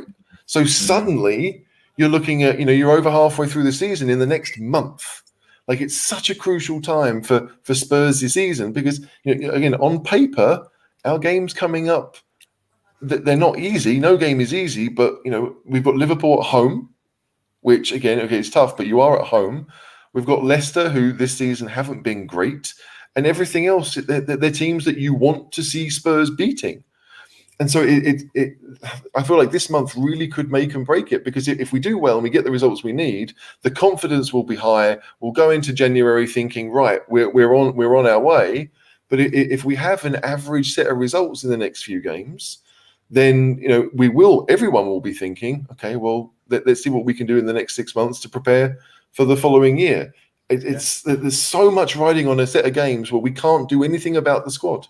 Like Romero's out, so we can't change. Like the one good signing that we made in the summer, the one who came in and made a massive difference straight away. I mean, okay, Royal is there as well, but like Romero's been the guy. He's become our best centre back straight away, and he's out.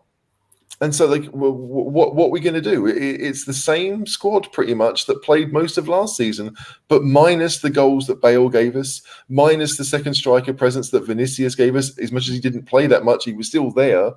We are, as a squad, probably worse off. And so it's a huge December in season.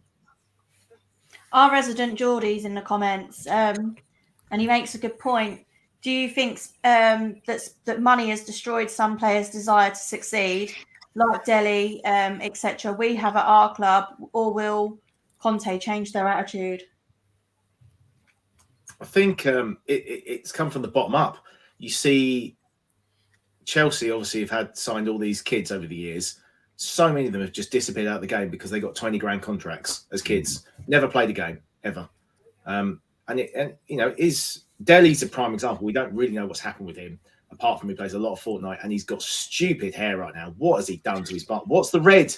Why has he got red in his hair? Do you remember when Sandro did that? And he didn't realise, because he's from Brazil, and as soon as he was told, he changed it. But what is Dele doing?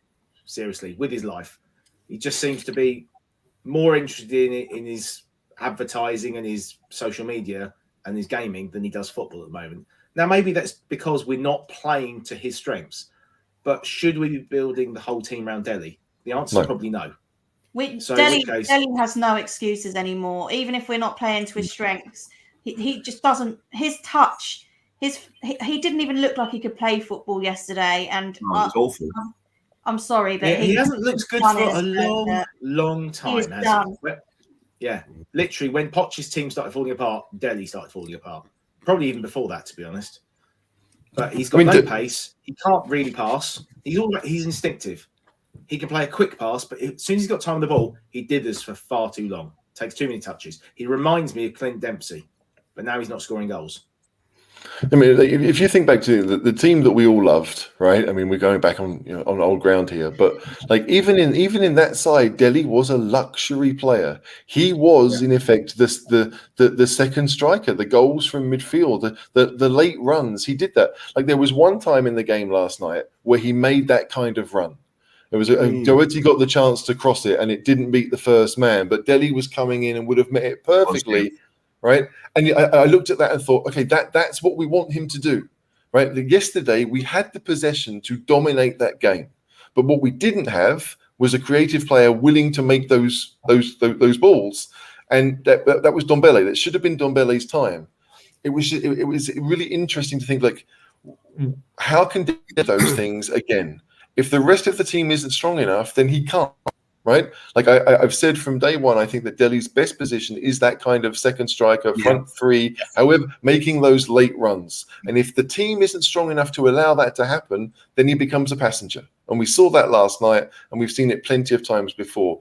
But you just have to, like, if he's going to be around, right? And I don't think he's going to go anywhere in January. I personally don't. If he's going to be around, then we have to make sure that if he comes on as a substitute because we need a goal, great. Because the one thing he can really do in the Premier League is proven he can score goals. He's never been a passer, as John said. He's never had pace. What he does have is this, like a goal scorer's instinct, right? There very few can do what he did when he was at his best. There were very few. I mean, no midfield players, no players had that ability to find space in the box and put the ball in the net. And we haven't seen it for various reasons. But you just want to think that okay, if we have to build the whole team around that, that's a problem. And Conte won't do that. Conte will have 11 players who know exactly what they're going to do. And if Dele can't be any of those positions, then he will go. I've no doubt about it. But it's just, I don't know. Like, I mean, everyone knows I've been a major defender of Dele, but like I know he's playing badly. To me, it was always why. Why is he playing badly? And I do believe that. Go on. He misses Eriksen. Of course, the whole team does. Yeah, when he had those goals that those seasons he had, it was Eriksen. He misses the tactics that Pochettino had. With Pochettino, sorry, no, I'm just saying that. And that's the thing. Like we Go on, Brad. Okay. I was going to say, I'm old enough to remember a player called Martin Peters who played for Tottenham, and they used to call him the Ghost because he used to do exactly what Dele did. On the far post, goal, and we missed that, and that is Dele's best position. He's not a box-to-box midfielder. No, but I am wondering if Conte, as HG says, we might struggle to get rid of him. To be honest, on the wages he's on, the fee that we're going to want, even if we give him away for 5 million, we might struggle. I wonder if Conte might try and adapt him into more of a striker. And get him to build up his whole, because when he played up front under Jose, when we had no Son and Kane 2 years ago, he couldn't hold the ball up. But he's got the physicality; he should be able to hold the ball up. And I read an article with Lukaku where he said Conte worked really hard with him on improving his holding the ball up play, and he made the defenders basically kick the crap out of him in training every day until he learned how to really do it. And he said that improved him hugely.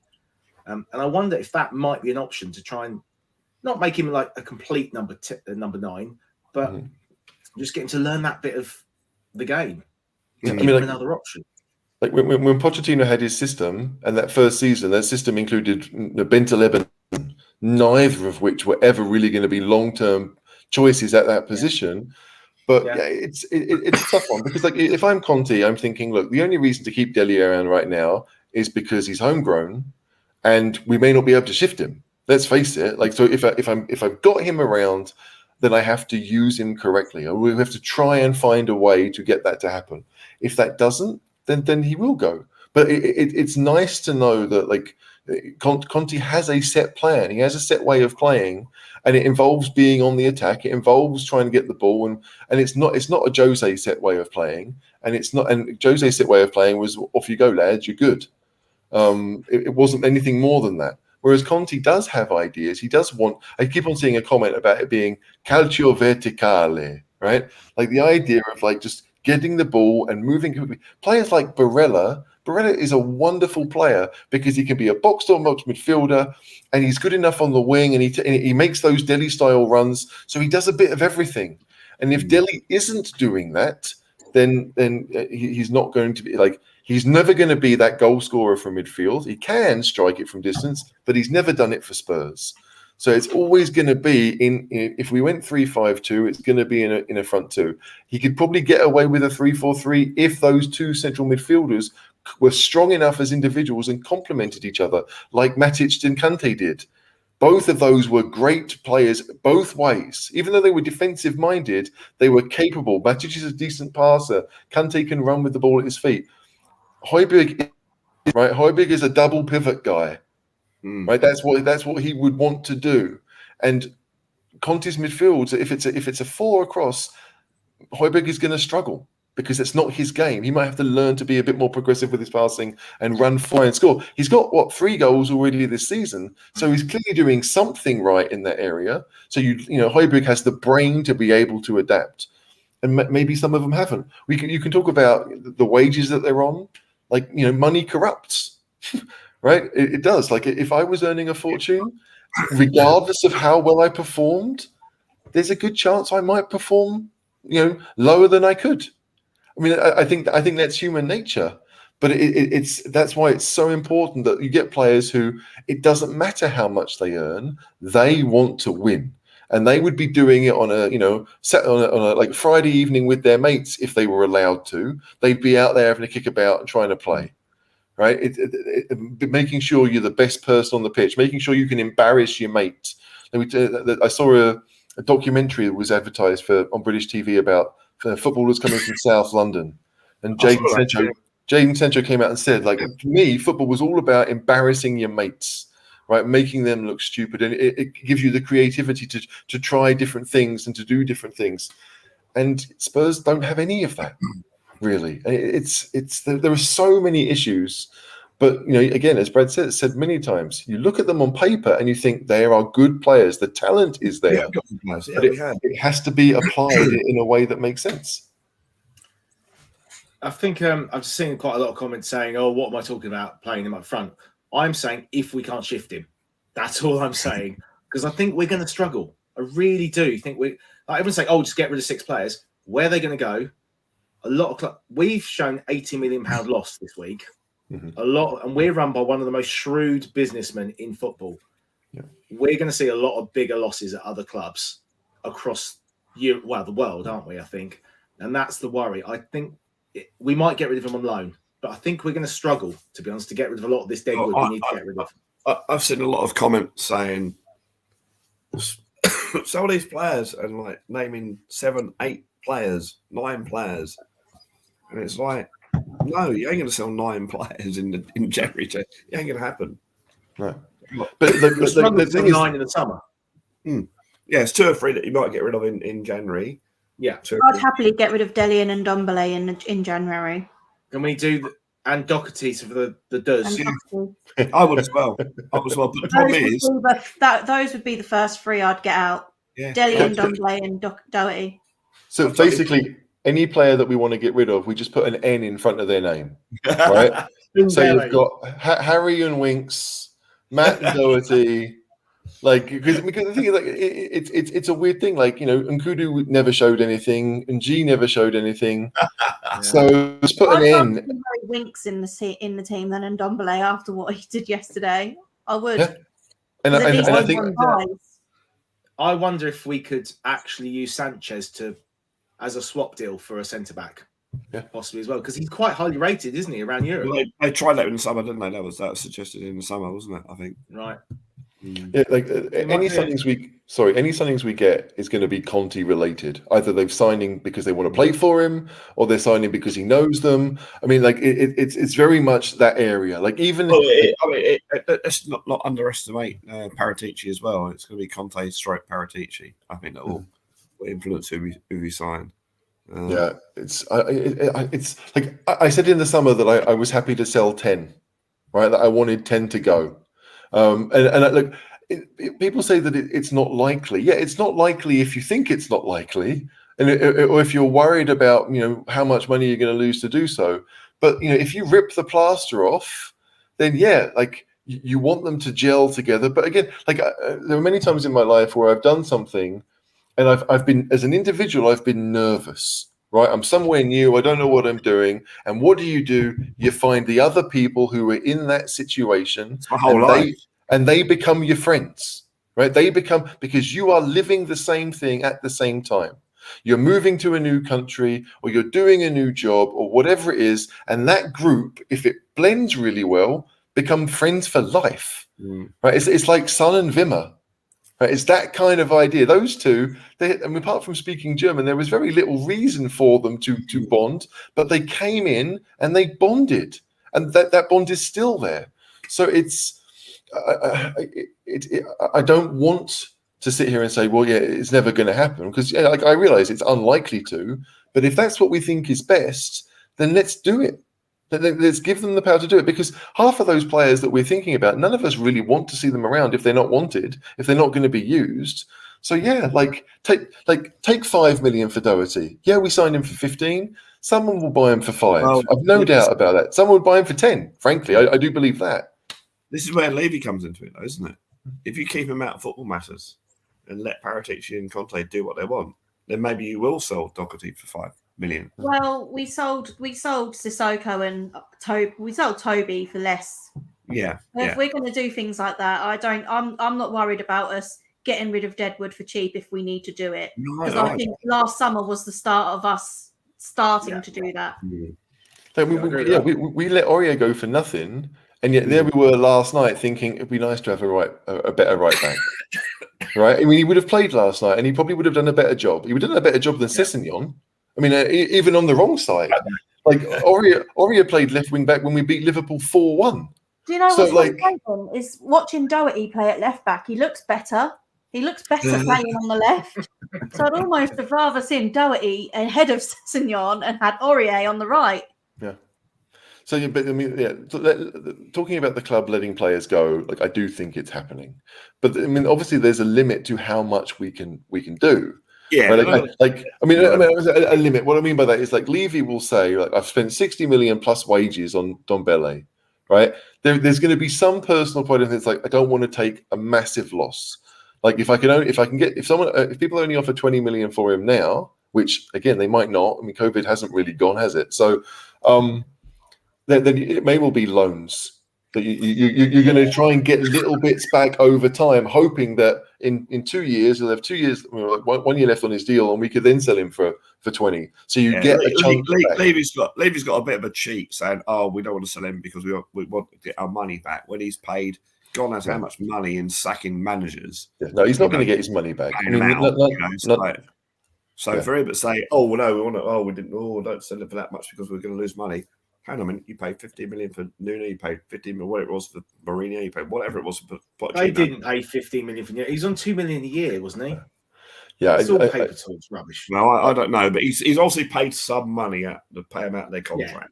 I expect that there's the idea in Levy's mind, right, that players can appreciate in value and depreciate. Managers can't. With managers, you know pretty much where you are. If they're a success, then fine, you just make that deal again. And if there's a failure, you know the cost of doing that, right? But with players, there is that idea that, values can go up as well as down.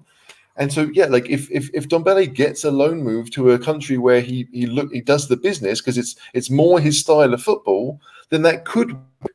I don't know which teams in those countries have the money that Spurs might want to set up right. It will be a loan with a option to buy. It's not going to be anything more than that.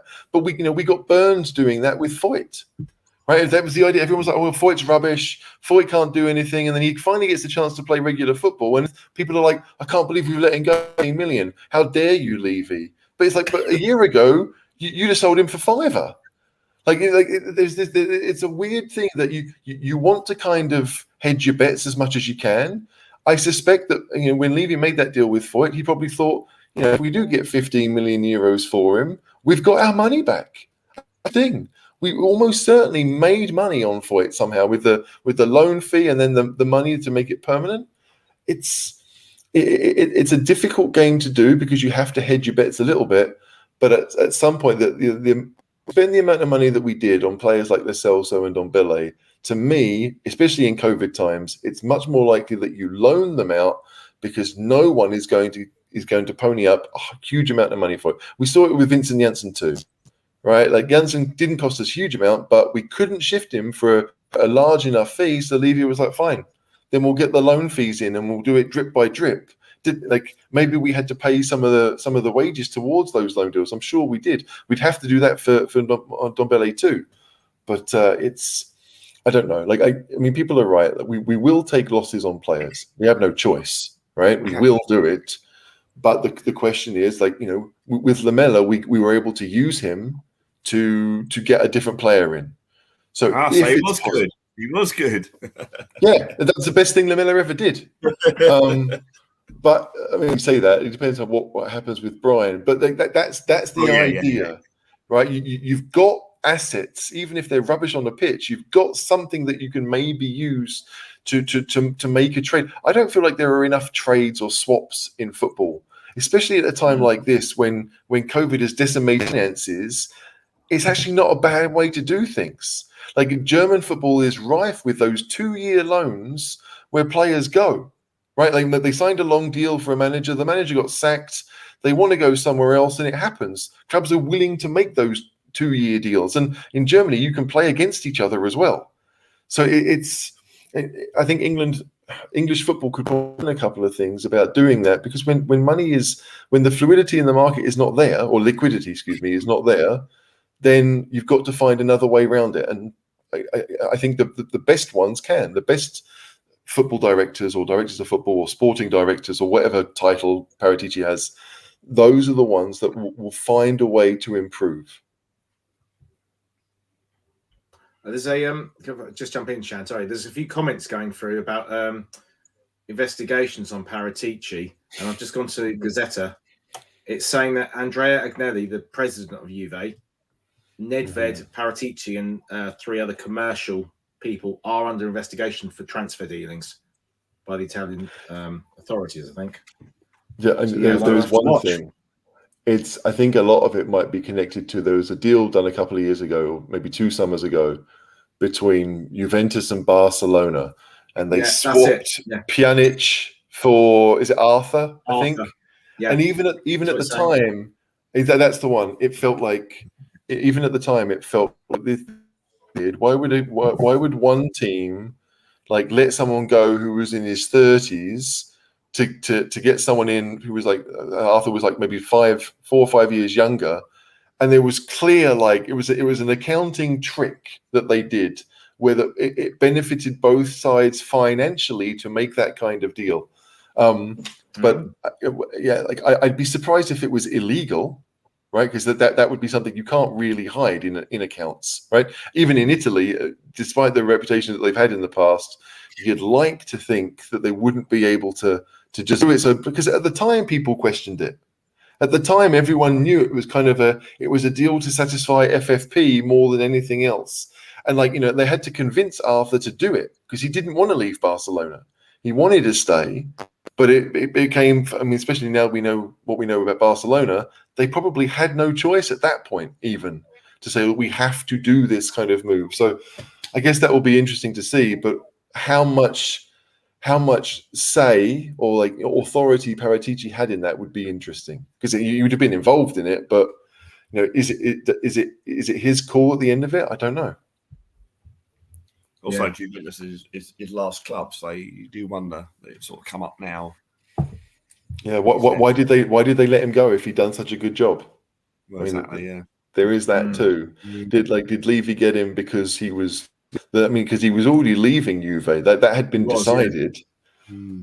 So I don't know. But hey, look, if Paratici gets the sack, Daniel, I'll do the job. Happily do the job. Right, you don't mind being abused, do you, HC? No, I don't. Because Man City have got away with so much over the last few years. It'd be interesting to see what happens with this. So I don't see anything happening or coming of it. Nah. I reckon it'll be. So Paratici goes to jail, and then Conte leaves because he hasn't got his mate anymore. It's all like Aurier and Dombele and Sissoko again. Like Dombele is so bad last night because he misses his mates. We don't have any French players anymore to kind of help him out. Like he probably still hangs out with Sissoko, right? You'll see him at the Sainsbury's at London Colney on a wet Thursday afternoon, going like getting Marks and Spencer's next door. It's Well, the thing about London Valley is that I know it doesn't mean anything, but if you ever watch any of the training clips on TV, he's the one that's laughing and joking all the time. Yeah, he's always laughing and joking. Oh, that's great! I love being here. So yeah, but is that a good thing or a bad thing, Brad? I think it's a good thing that he feels happy at the club, but you know, it might be. Oh, I don't care. I mean, Pochettino used to always say he wanted the players to be happy at training. He said if they weren't happy and laughing, joking, he was worried and he probably wouldn't pick them. Yeah. So. Yeah, I'm not sure Conte worries too much about that. Conte's like you're going to do what I say. I reckon after yesterday, most of them have been killed and buried in the car park. So. Conte would have made them sit for 3 hours in front of a video screen doing tactical analysis. Yeah, sort of he didn't talk to them, did he, after last night's game? Apparently. What, that 2-hour coach journey? Well, I wouldn't think there'd be much talk on that coach journey myself. So. No, Dele would have been there on Instagram. Guarantee it. He wouldn't have given a shit. But yeah. Anyway, we're coming up to the 2-hour mark. Guys, please do make sure you like, subscribe. 195 of you watching, which has been brilliant. And thank you, everyone. I like myself, actually. Getting your comments in there. But it is that time of night now where we all go to our slumber. Brad, thank you. Thank you. I'm sorry that my voice and my coughing has basically got too much as it got on, but that's it. You know me, I talk a lot, so it has a bad effect if I've got a cough. So. It's sort of the idea of the show, Brad. It's been great to have you, Brad. Thank you for having me on, and I'm always willing to come on if I'm not going out on a Friday, but I'm always willing to come on. It's always enjoyable. So thank you guys. It's been great to have you. And HG, as ever, you've actually been calmer than I thought you'd be. Like, I mean, I wasn't angry. I think that like last night, I thought everyone was bad last night, right? So to sit there and to say that like Dele played badly or Roden played badly or whoever it was, I don't think anyone played well. We were all just awful. And my anger from last night came more from the fact that people were trying to single out individuals when everyone was bad. But yeah, no, I'm fine now. I mean, like we had snow in Vienna today, so I was out throwing snowballs with my daughter. Like it's quite easy to let Spurs go when I'm not surrounded by football fans. Like the secretary at school is an Arsenal fan, but he doesn't really care. He's not going to come up to me and be like, "Oh, I saw you lost last night."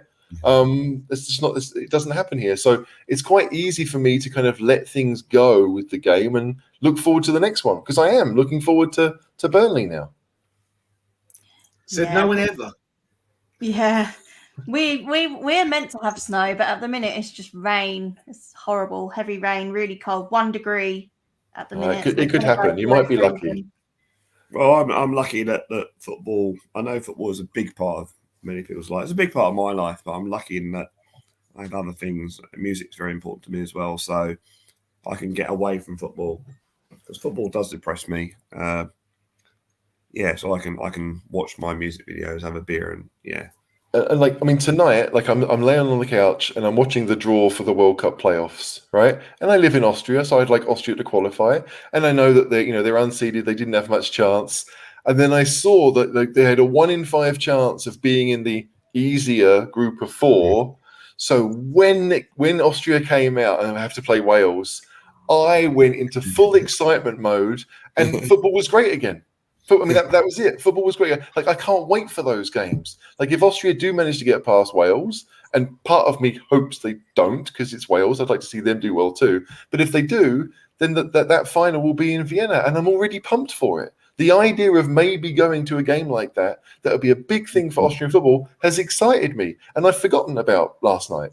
So maybe if everyone finds an extra kind of thing to enjoy football around, and don't put all your eggs in the Spurs basket, then you too could find a happiness.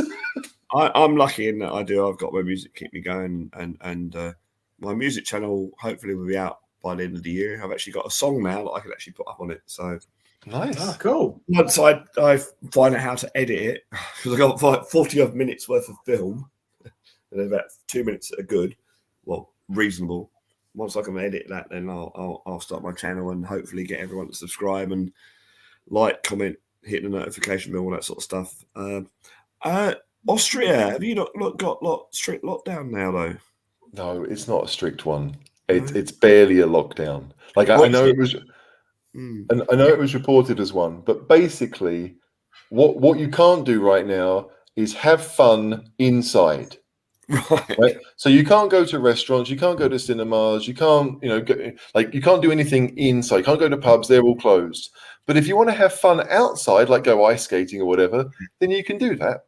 If you want to go skiing, you can do that. It's the most pointless lockdown ever. I don't think it's really helping anything. Schools are open, like everyone's going to work like normal. It's basically, it's not. You can't go out and have fun. And I've got a young daughter. So when was the last time I went out of an evening and had fun? Like it hasn't changed my life at all.